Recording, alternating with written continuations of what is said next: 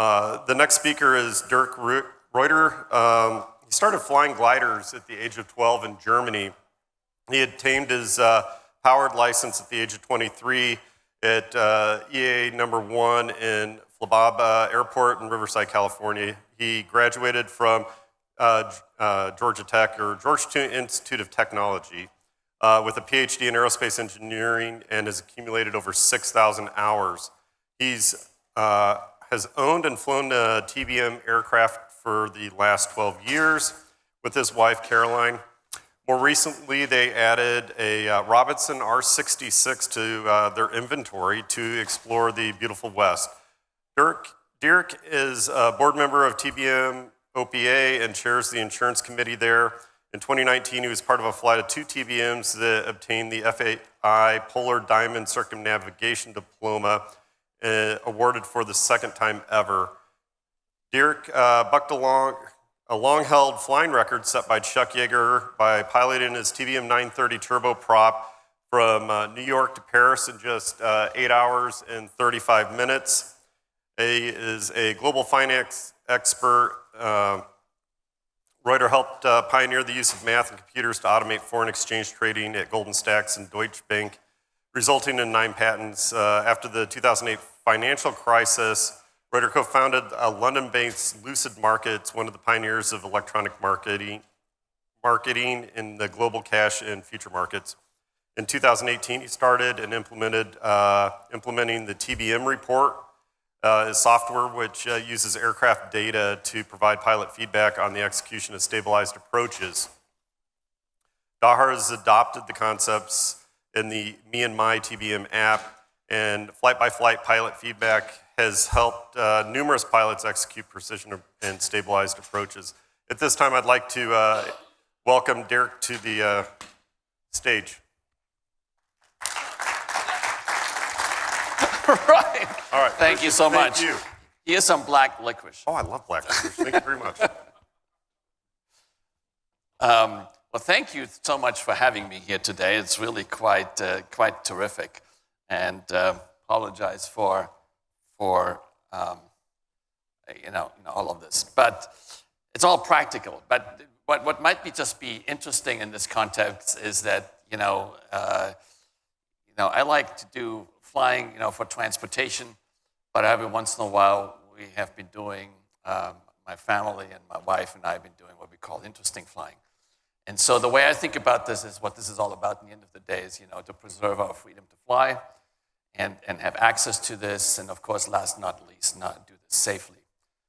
While, of course, I'm the chair of the insurance committee, every once in a while, people have opinions about the insurance industry. At the end of the day, my 2 cents, it's helping us. It's pointing out things. We just saw, Kim just showed us that the accident rates for us in the private owner-flown world versus the corporate world is roughly 4-to-1. And that just simply suggests there might be some room for improvement.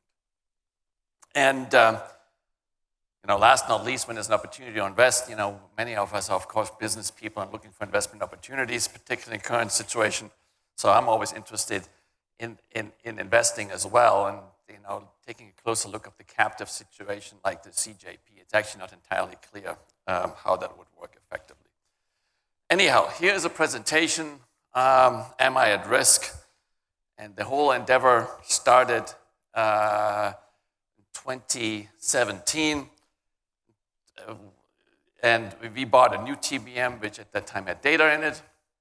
Me being a data knucklehead, having used data to make my money, started to use the data from the Garmin system to look at things. And then Bill Panarello, one of our instructors, came up. He is an American Airlines check airman out of Boston. He is also one of the guys who's called in to help people to retrain after prop strikes. And he started to send me emails with spreadsheets, the Garmin log files. We started to look at them. Someday, Bill then simply said, Bill, we can predict who's likely to have an incident and accident. And that was the start of a whole bunch of things. It resulted in the TBM report. I'll show you the details in a second. And then Dahar followed up, and it's really quite terrific what is happening there. But Kim and I, had a little bit of a love festival the last 3 months over safety issues. We're both pretty convinced that we're going to have to, create a little bit more formal programs. AOPA, as she mentioned, is interested in this as well. And so we'll see how this goes forward. End of the day is, of course, member-driven. But one of the challenges is, of course, we are freedom-loving, independent people who pretty much have told our entire lives other people what to do. So that's one of the challenges. And then how do we make this all happen? All right, approach profile review. So it's going to be somewhat specific. Once one looks at data, one gets surprised. What do we actually do? I did this, and specifically on the early conversations with people at Prop Strikes, it was pretty simple. Dierk just had another landing. It was perfectly fine. There was a little wobble, little wind over the fence, all hell broke loose. I was surprised how many pilots described exactly the same thing. We'll get to this later. This is a little bit of a plug, but Daher decided to put in 2017 to equip all new aircrafts with a Pratt & Whitney fast box. That box records a lot of data, sends it automatically to each and every one, and that's one of the pieces that's interesting and feeds into the Daher application. One of the things that's interesting out of this is that, of course, there's more than one way to submit data, but the league table in this process, and there's another discussion whether we should have a league table anyway, but is that that the league table is dominated by the newer aircraft, which does this automatically. That means you don't have to do anything. At the end of the flight, you get a report and you look at it when you're still relatively fresh and when remembering. This is where it all starts. This is the stabilized approach criteria. It's really pretty simple. No later than 500 feet. Gear should be down, landing flaps indicated. The profile should be on the flight path. The speed at 500 feet is, I think they're basically identical, 85 knots minus 5 plus 10. So we now have a window of 80 knots to 95 knots at 500 feet. Then further down, the minimum torque is shouldn't be lower than 10%. Again, it's a sign of being relatively stabilized. The maximum descent rate should not to exceed 1,000 feet per minute. One of the challenges, and I think it's probably the same with your POH, is that our POHs are written by the FAA kind of the same way that the POH for 172 is written. Most precisely, our approach speeds are fixed, and they're really set to be 1.3 times the stall speed at max gross weight. The TBM has 300 gallons of fuel, which is basically 1 ton of fuel. And so if the gross weight changes over the change, then the reference speed, VREF, changes pretty dramatically. So the 85 knots is the right VREF at gross weight. But for example, if one were to come in with 60 gallons and 2 people, VREF goes from 85 down to 73 feet. So this approach profile was modified in some discussions what we need to do there into the jet world, where of course everybody knows what their reference speed is prior to flying an approach, to a check at 50 feet or short final to being flat on the pitch. It's been shown that if one is flat on pitch, one is also 1.3 times VSO. And then last not least, instead of on short final chopping the power back to 0, actually land with some power on. This is just a quick slide. This sort of works. This is, showing how relatively dramatically the VREF changes as a function of weight. Some of you probably know about the Alpha Systems AOA, and here's just pictures how this all works for a stabilized approach. Here's a little marker here on our speed tapes. There's the Garmin AOA. It all nicely fits together. Jerry Chipman I'm a fan of Jerry. Jerry's 90 years old, Air Force U-2 pilot, and he once said, Wright brothers U-2 SR-70, 172, they're all 1.3 times VSO on short final. That seems to work. On short final, some people were arguing should have an AOA, but it actually turns out if one just looks out of the window and knows where the flat attitude is, or comes down a 3-degree glide path, then that's also equivalent here showing through the flight data to 1.3 times VSO. So one doesn't really need an AOA, one doesn't need to do anything. Making sure one looks out of the window, comes down with full flaps and gear down, one is at the right speed on short final. One of the things that's helpful in this process is make sure that the seat is properly adjusted. Here's some examples on how relatively sensitive this whole thing is. So this is a landing here at the nose wheel flat attitude, and we'll just compare that. You just look there out of the window and see how the nose just being a touch higher is the all difference, and it's 5 knots difference in the touchdown speed. Okay, we can ignore this here for a second. Well, same thing. These are from older videos from TBMOPA. People coming in. This is a friend of mine who's been taking that specific landing a little over 3,000 feet landing distances.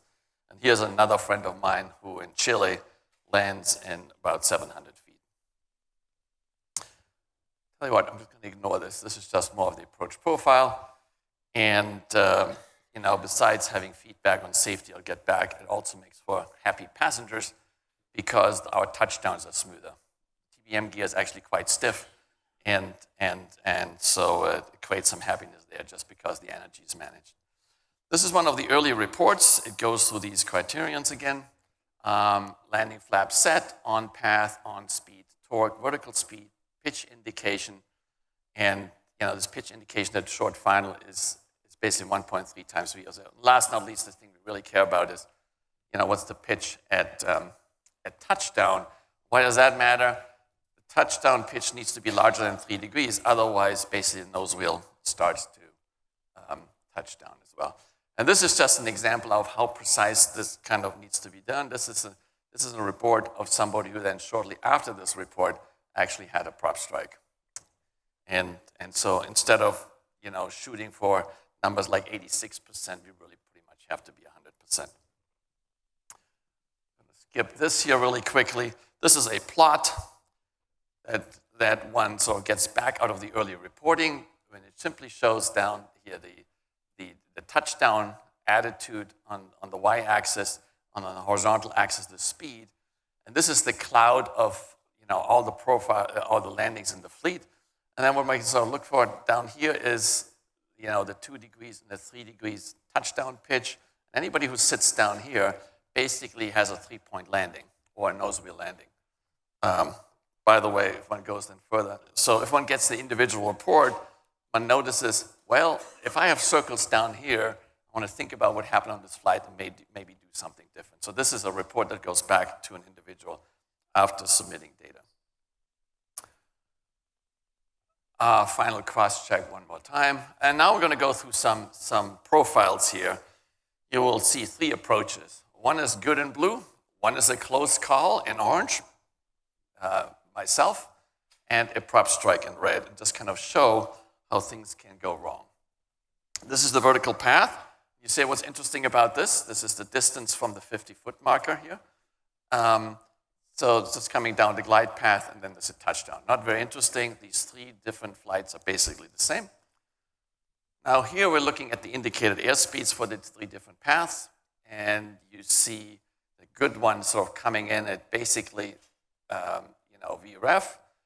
In this case, something like 76 knots, and gradually takes the power down, and then touches down. The yellow one is coming in slightly faster, and then we get to that. Something interesting happens here at the touchdown. And then the red one here is coming in substantially faster, and we're ending up in a prop strike. Torque, tell you what, let me go this. This is pitch. The blue one, the good flight, is coming in flat on short final, flat attitude. And then gradually it goes in the flare and then touches down here, something like an attitude, pitch up attitude of 6 degrees. Everything is good. The red flight here comes in with the pitch down, so you can see the aircraft coming down literally nose down on short final. And then, of course, enters the pitch up for the touchdown. However, doesn't basically touch us down here at a flat attitude. And then this spike is the actual purposing that then results in a prop strike. And then the yellow one is what I felt is interesting. This is an approach into the mountains at night after it had rained, no moon. And basically it's pitch black and not a whole lot is being seen. And you see, I'm coming in here touch faster here as well, but what's interesting here is, I really should have gone around, but what's interesting of this situation, it was literally just before touchdown when I discovered I had no lights on. And you can see me, the pitch is now oscillating between 4 degrees and 8 degrees while I'm sort of trying to figure out where the runway actually is. Now, clearly this is a dumb way of doing anything. Clearly the right thing would have been to go around. But it illustrates how it was relatively safe because the speed was low enough that my target pitch during touchdown was something like 6 degrees. There's plenty of room to oscillate up and oscillate down without actually being at risk of touching down with the nose wheel first, which is really the point here.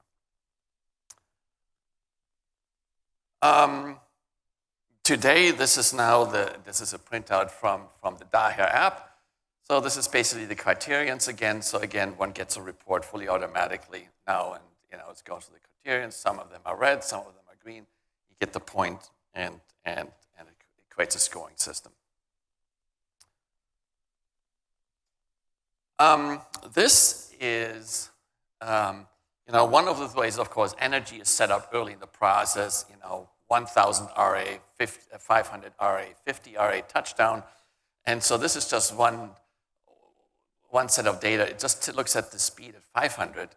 And our target speed at 500 is, again, between 80 and 95 knots. So this is the band. Blue is the target. This is the band. FAA suggests -5 plus 10 is good. Kim, this is a good question. As a professional pilot, you were expecting your own targets to be like -0 plus 3, or how tight would you expect to fly, your VREF? Yeah, but sort of, okay, that's the FAA statement. But I'm curious. But you probably run tighter standards for yourself, would be my guess. Yeah, what's a good? Yeah, at what point do you start to become happy? If you're more than 5 knots off, 3 knots off, 10 knots off, I don't know. -0. Okay, so Kim, not to put you on, I have to put you on the spot, but Kim says, okay, I want to be -0 plus 5, so she would expect to basically be in here. And then versus this line, there's an extra 5 knots. So here's an example of somebody who started to get feedback through reporting. You see here, this is 2017, how long it actually takes to adjust one's style and energy management to actually do this. This is not something from observations that happens after one recurrent training at all. We're going to get, I like that picture. That's our previous TBM being in Egypt. The point here is like recurrent time is analyzing your data. And here's some observations. So this has now been going on for 5 years. 3 years ago, Daher adopted this into the Me My TBM program. That's also when the Pratt & Whitney, the Fastbox was installed. And so here's now some observations from today. The growth of the app has actually slowed down substantially. We're currently having, there's about a fleet of 1,000 aircraft, and currently somewhere between 25 to 20-25% of the fleet is participating as active users. And so we were wondering within the safety committee what can be done, and started to look at data a little bit more. And I'll get onto this data topic. It's increasingly becoming clear that it's more difficult to reach the pilots who use this aircraft as a business tool, as opposed to enthusiastic crowd. And so part of that is continued education and the training. Then more recently, I've been doing some work that uses ADS-B data. ADS-B data is kind of interesting because you hear about this incident or that accident, you click on your favorite source of ADS-B data, and you look at the approach speed and say, okay, somebody else came in at 130 knots and something bad happened. And that's not the strongest, statistically relevant statement. And I started to collect actually ADS-B data for the TBM fleet. And by the way, most recently had some help from Iridium. I don't know if you know, there's Iridium help founding a company called Aeron, which is collecting ADS-B data through satellites. And that has the advantage that it frequently goes for, to lower altitudes. But anyhow, we can just use, originally Buddy and I were discussing specific accidents, and we're kind of clicking on ADS-B and say, okay, well, something happened. So now I've started to collect all this data. And it is now very, very clear there are two things. The first thing is that for the entire fleet, our compliance rate, i.e. the percentage of approaches that are flown within an 80 to 95 window, is below 50%. The distribution is actually very high. If one looks on this data month-by-month basis, each and every month there's somebody who decides to come in with averages of 160 knots. So, by the way, there's some very dear friends of mine who are pro pilots, very, very high-time pilots who just do this and they're fine, and they have been accident-free for 50 years. But most recent studies with actual accidents and incidents suggest that the active users of the Me and My TBM program and basically engaged into a process of constant self-learning are materially better off on the hard data in terms of having accidents. And so many words, FOQA works. I guess we haven't said what FOQA stands for, Flight Operations Quality Assurance. I guess it's one of these acronyms, but at the end of the day, the main takeaway and the learning here is one can predict from the data who is more likely to have an accident. The hard data has been established, and we just need to continue to educate, members, instructors, as well as underwriters and brokers on why this may be helpful. In my head, this is actually, again, coming back to the insurance companies, actually as a source of pride and support in this process. Actually, in the end of the day, the insurance companies doesn't really do anything to our flying. What does something to our flying is training. But to the degree that helps us, getting engaged in this process, I find it actually helpful. The results of this ADS-B safety study, we just had discussed this in the board meeting, will be shared sometime down the road. And then last but not least, we're in full support of what Kim mentioned earlier, which is, or figure out how to socialize a little bit better. Because it continues to be also, this is not about, we're not a group of just consciously breaking the rules all day long. But we can help probably on using data for the education purpose, among other things, to show how sensitive this actually is. The idea of adding 5 knots for grandmother, another 10 because there's a cloud in the sky, actually has negative consequences in this specific environment. And that just really opens it up for questions. There were some questions earlier, so on the age situation. I'm aware of an FAA study, and share this with whoever's interested in it, that specifically does show that accident statistics on a rate basis do increase, steadily, somewhere around age, 65. But then, of course, the data gets thinner too. The standard deviation goes up, and so, at some time our cognitive ability, I guess, does deteriorate. Can we push those things out by, being physically active? Jerry Chipman, for example, is now age 30. He continues to just work out, is super fit, and has still very interesting ideas. So, age will have some impact, but I think the bigger impact is, as Kim showed in her statistics, again, to remember, us in the private pilot owner-flown world, and according to the bare statistics, have a risk of accident, somewhere in the order of 4 times higher than the corporate level. And that's, pretty remarkable. And it's, of course, a little bit sad if you think about this. I mean, North Las Vegas, for example, now it's just a sign of, you would think if one would fly, a more stabilized approach, and maybe has the time to put in, a visual reference for the approach, for the visual approach in there, to then just see that one is materially off center line, certainly would have helped in that situation as well.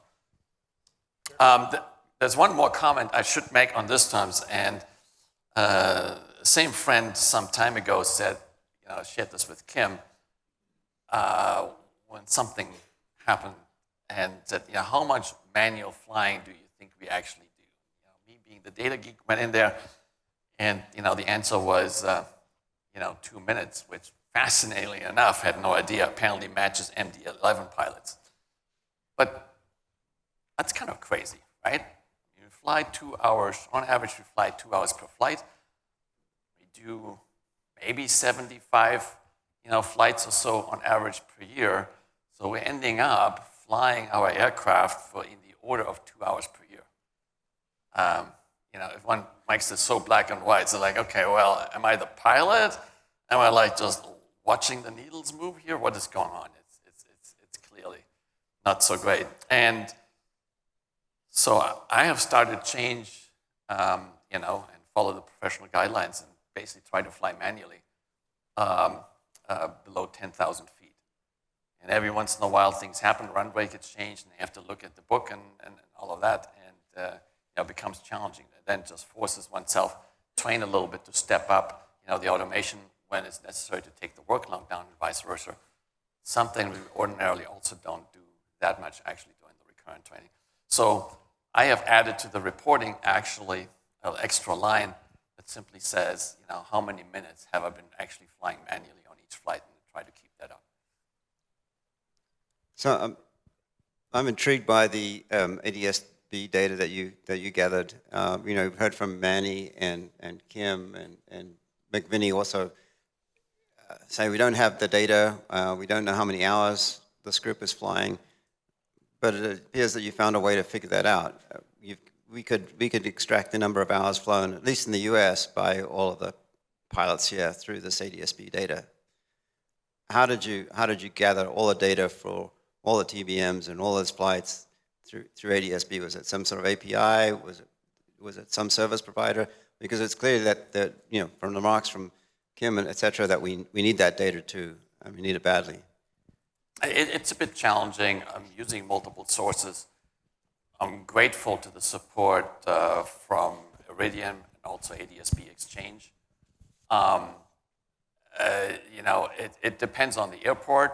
Obviously you need to get data that goes as close to the ground. I haven't looked at the 50-foot data because the quality just materially goes down.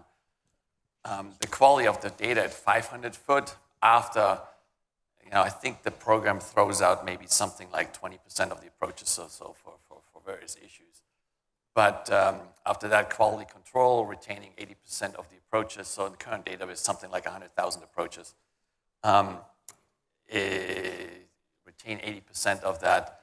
And I've been doing a comparison to the onboard data, the Fastbox data, and so I'm ending up, basically the process is, right, ADS-B really only gives you ground speed, so then you need to extract the ground speed at the right altitude. It needs to be corrected for the METAR, because the data is, 2992 reference, so it needs to be correct for the METAR. It needs to be corrected for the surface winds, for density altitude.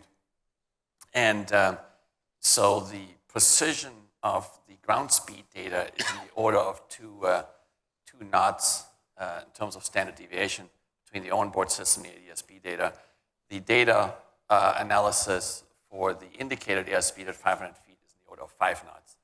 So you may say that's not necessarily perfect and has challenges for a specific flight, but we have been looking in the accident world, not at one specific flight, but we kind of looking at the flights that happened prior to an incident.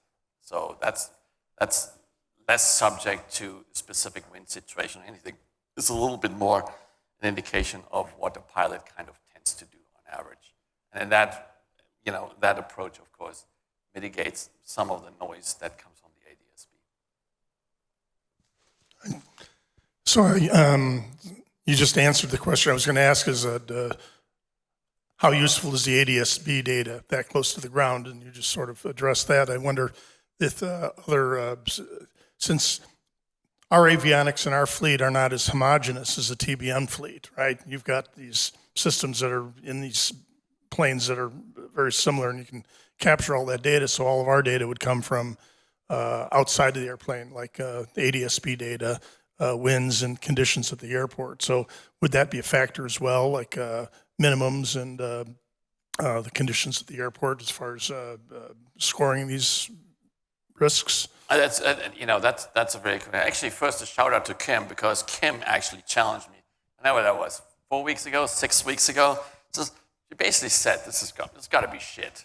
I mean, I'm in the mountains, the winds swirl around. I mean, what the wind at 500 feet has nothing to do with the surface and all of that. And so, one of the places where we land regularly is Heber, and that admittedly, the wind swirls around and all of that. So thank you, Kim. You drove me a little bit into overdrive to get the proper statistics out of this.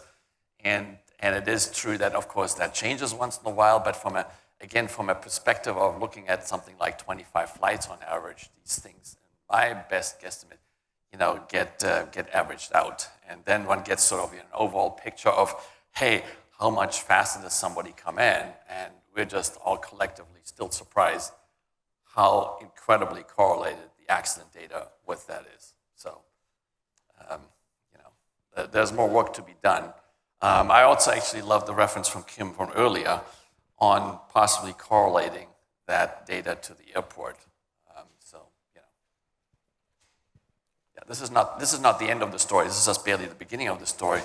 The one thing that's in my head somewhat new is just the simple, at this point we actually have some fairly hard data. We have a question over here.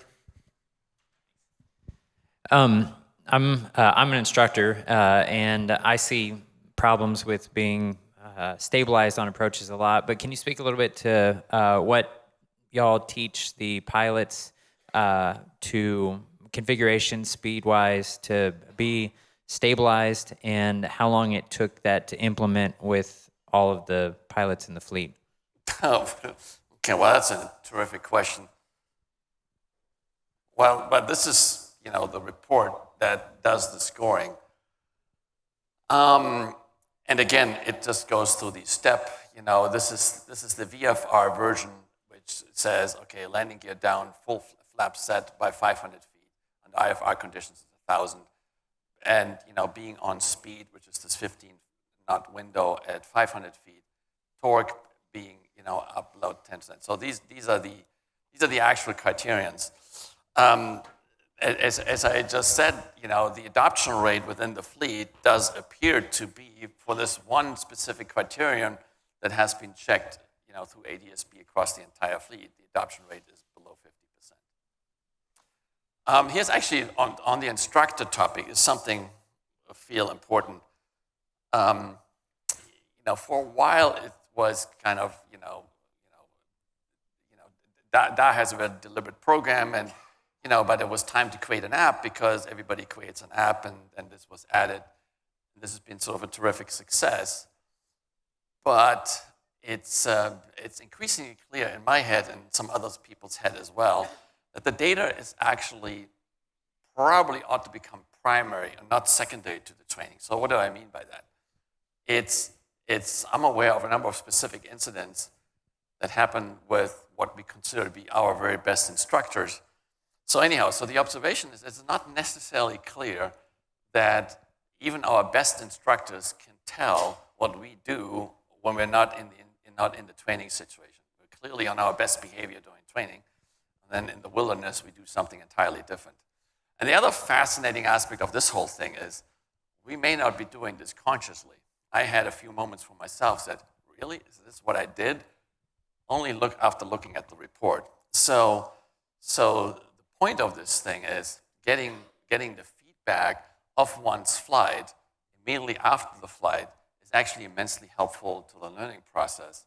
And then coming back to the training process and the teaching process, and the question on whether a specific pilot might need would benefit from a little bit extra incremental help, it feels to me that it's somewhere between impossible or very unlikely to be discovered during the actual training process by an instructor that a specific individual can help. In my head, it increasingly needs to be basically, review the data at the very beginning of this, because I know for myself frequently, particularly in approach, so many things happening, one doesn't necessarily remember what one actually does.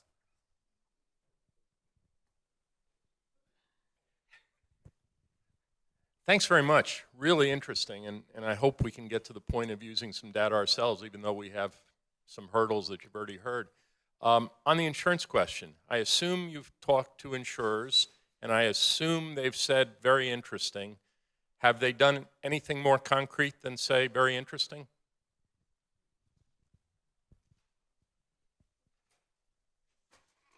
Yes.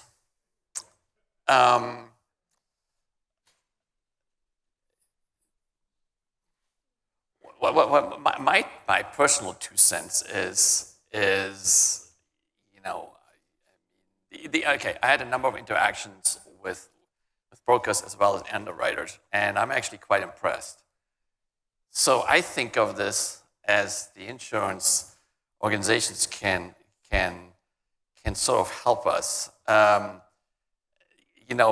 things I just presented are really quite new, and there's absolutely no question that continued education has to happen. But at the end of the day, the focus of our thinking within the board is actually not focused. I mean, it's having a dialogue with brokers and underwriters to help with the process. But in the end of the day, it's about educating the community, our fellow pilots, and probably make some changes in the training in the end of the day, because just the starting point of like people having a prop strike just to pick this thing, and there are actually not that many prop strikes. Actually, on that point, let me just throw out a few things. The TBM is a terrific airplane to land on the nose wheel.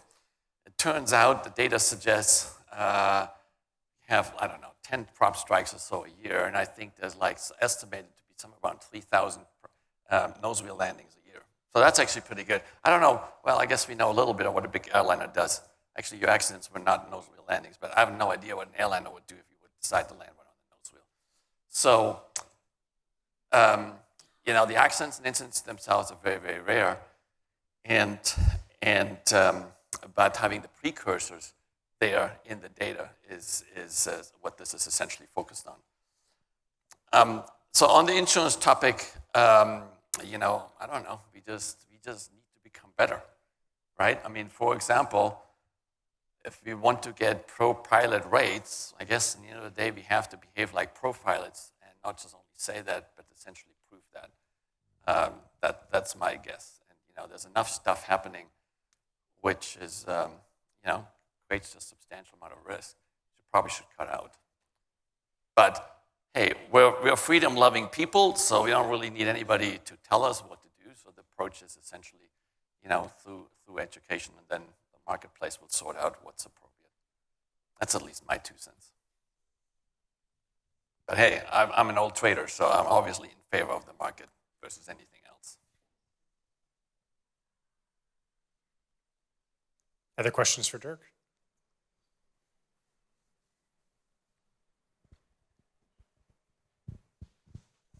And thank you for having me, by the way. We have